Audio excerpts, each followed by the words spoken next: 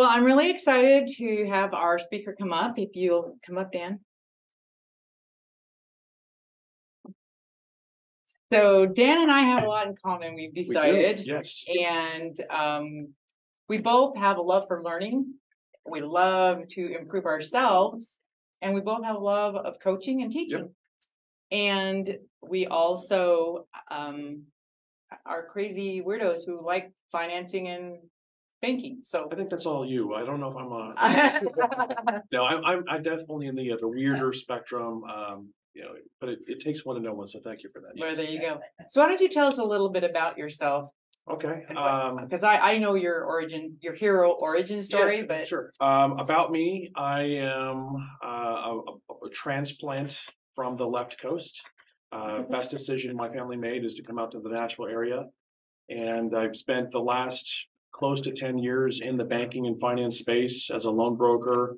I worked directly for the machine of the SBA in 2020. And I will go on record right now as saying that I am a terrible government employee. I couldn't make it as an employee there. I was trying to help every single person and fix the system. And they said that that's not what they do there. So I had to find myself back into the sales world where I became an SBA BDO and always work around the idea of having a business finance education is my first role. Helping people get connected to the capital that they want to get connected to, and sometimes that's with the people that I work for, and sometimes that's with the people that I know of. So, that's it. I'm a guy who connects people to capital. Well, when we're trying to accelerate generational wealth, one of the very founding principles of that is how to get money. How do you pay for that cash flow? We sell sticks and bricks, but we also sell money. But we don't sell it for free. You got to be able to get some money, and it's usually the amount of money that you can make that is after financing as a general rule. And the principle is use other people's money to grow your own wealth. But there's a cost. So you buy money to be able to invest that money and then have that then become your opportunity, because it's the delta, it's the difference. Absolutely. So where are you in that role? So of building wealth. Yeah. So in the role of building wealth, money is a tomato, it's diesel, it's a shovel. Money is just a tool. Generally speaking, it's going to help you get something else that's going to get you the money. Nobody actually wants a loan. I've never met somebody who says, I want an SBA loan, or I want a USDA loan, or I want an investor loan. I think I'm gonna get a loan today. Yeah, just let's see, which kind do I want to wear? It's like picking out something from your closet. Yeah, right? So it's people want what it gives them, and so where am I in the wealth generational process? It's three main things. I'm in the space of connecting business buyers with businesses when they can get a loan to buy those businesses. So when a person is able to buy a business, they start earning good income. They start hiring people. They start buying vehicles. They start buying buildings. When they start buying buildings as a business owner in 20 years, now they start becoming the renter of those buildings. And so now we have the ability to have generational wealth, and the business was the nexus for them getting the building. It is the people who just want to buy a building just as an investor, or use their money that they make in their job to buy single family real estate. All of those things are the path. I realized a long time ago that I'm not going to be able to earn the income that I'm going to want in order to retire. So it's going to have to be through other things. It's going to be investing. It's going to be business ownership. So that's what I do. It's connecting people who want to not work for the rest of their life or be beholden to a pension or their retirement, where they know that real estate is going to be a main vehicle for that. So that's kind of how I see it. So we help both of those groups that to which you're referring. So those people that are looking for space for their business, whether they're going to occupy it as a renter or as they're going to occupy it as the owner occupant of that building. Right. And then we also help people buy buildings for the purpose of investing and then find them the tenants to be able to do that. So that's an investment service type of thing. In your world, do you find that you help more business owners, or do you find that you help more investors? My role specifically, it's business owners. Okay. And what I find universally is every single business owner that I talk to who is either buying a business, buying a truck, buying a huge system or buying a building for their business, at some point they want to be into the commercial real estate investing space. And I see it when somebody buys a building for their own business, they immediately become a commercial real estate investor. They're taking themselves off of the market for as a tenant, and the next thing they want to do is buy the next building. So it could be the next building is their investment. So your job, you're kind of beholden to how much money you can make. But if you're opening up a business and you're doing really, really well with it, and you have this extra income, that's where you go from business ownership into that generational wealth of now the 4 red houses into 1 green building. At the Monopoly game, yeah. So business ownership helps people get into the ability to buy a multifamily or buy another building way easier than just having a W-2 job. Well, and the other aspect of that is you are helping them to create a life by design. Yeah. Right. So for us, it's not just it's the money. We don't dictate what they do with it. Obviously, we sponsor and want people to develop an affinity for charitable giving. But maybe it is to buy, a beat up school bus and turn it into an RV and travel with your family. I think we all know people who do that. Maybe that's your version of, a creative freedom with money. So we don't dictate what they're going to do with that money, but we want to be able to facilitate that. But I do know that a lot of times when people go from the real estate side, they also will go and buy businesses as well. Yes. So we have seen a crossover in both ways. So those lines are a little blurry as far as there's people who live on both sides of that, who own a business that allows them to have the freedom to invest, or those that have the buildings, and now that has allowed for them the freedom to invest in the businesses. And so we see that actually quite a bit. So it's interesting that you talk about this blurry line. As a former loan broker, and when somebody says, "Hey, Dan, I have this thing that I'm trying to accomplish," and it's where it gets really, really cloudy for me. What I've actually, I learned a long time ago that the system that is out there is not built for somebody to figure out themselves. But let's say somebody's got 10 single family homes and they want to quit their W-2 job and they want to go buy a business. Well, then they leverage the single family homes and they go buy a business.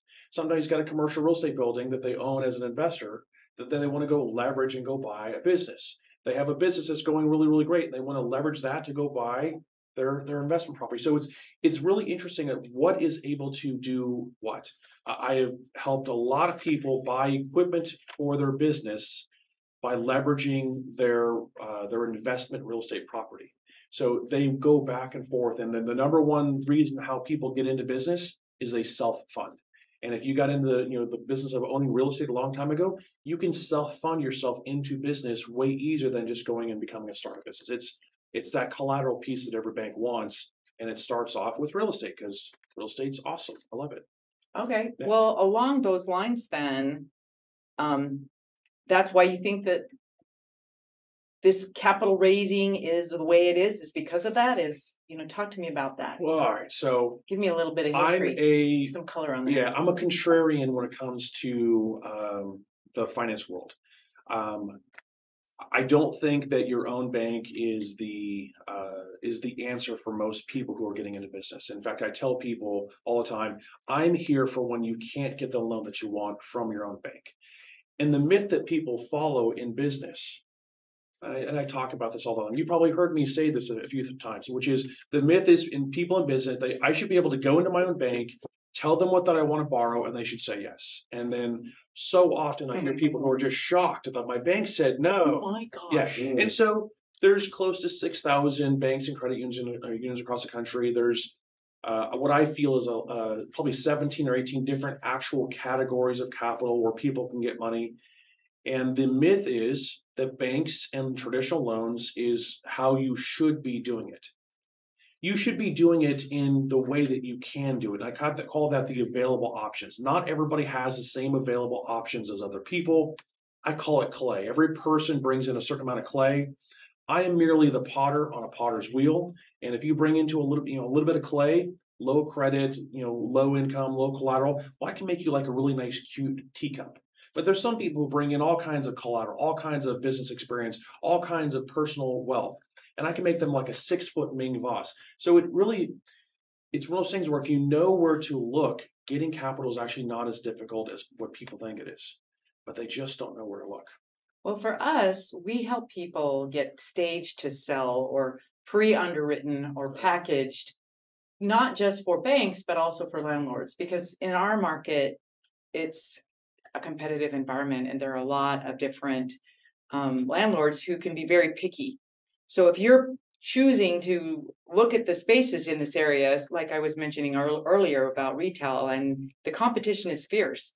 What if you're a first-time business owner and you're trying to be able to get into that space? So we try to help you look good for the landlord.